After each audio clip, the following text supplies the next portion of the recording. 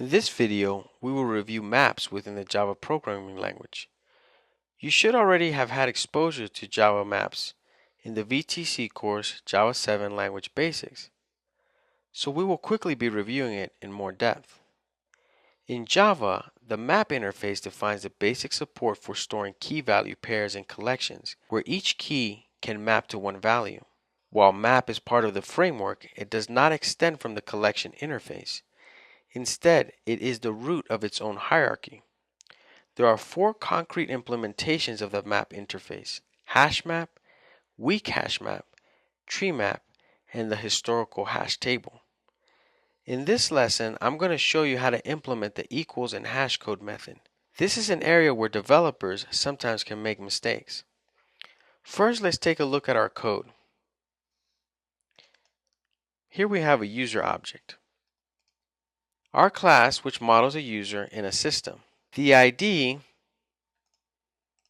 represents a unique value. In other words, each user must have a unique ID. We have our name field for the user's system name,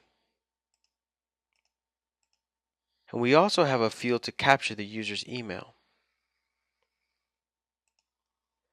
We have a standard constructor using settings in our field values. Then we have getters and setters to retrieve and set values for our fields.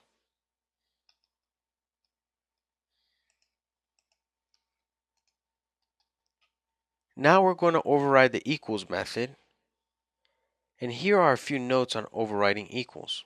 Equals should usually compare state, not identity.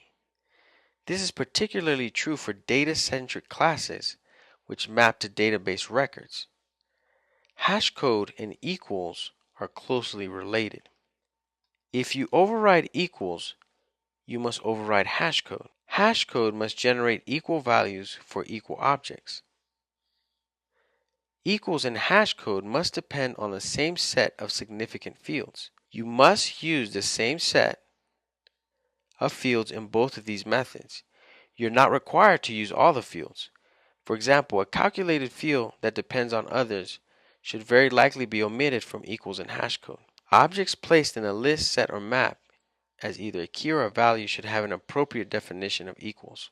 Let's dissect equals. Here, what we're doing is if the object is compared with itself, then we return true. Before you can use the parameters passed to the equals, you must verify that is not null. And if it is, return false. This makes sense since something cannot be equal to nothing. Once you determine that the reference is not null, you need to check to see if one object, this one, is equal to the object passed in, or the other object. Notice that the data type of the other is object. This means that any kind of reference can be passed to your equals method.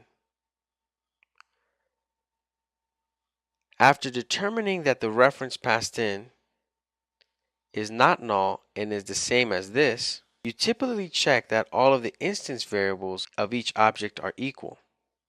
Here we're checking that ID is equal to ID and name is equal to name. Hash code is a method that we override in our custom classes, and it's mandatory to override if the equals method is overridden. Hash code is also used in hashing base collection classes such as hash table, hash map, and hash set. Hash code is a numeric value. Now, since it's a number, it's always fast to retrieve an object using a number rather than an alphabetic key. Hash code method is used to get a unique integer for given object. This integer is used for determining the bucket location when this object needs to be stored in some hash table like a data structure. By default, object's hash code method returns an integer representation of a memory address where the object is stored. Now, taking a prime hash, for example, the number 5 or 7, 17, or 31, the prime number as a hash results in distinct hash code for the distinct object.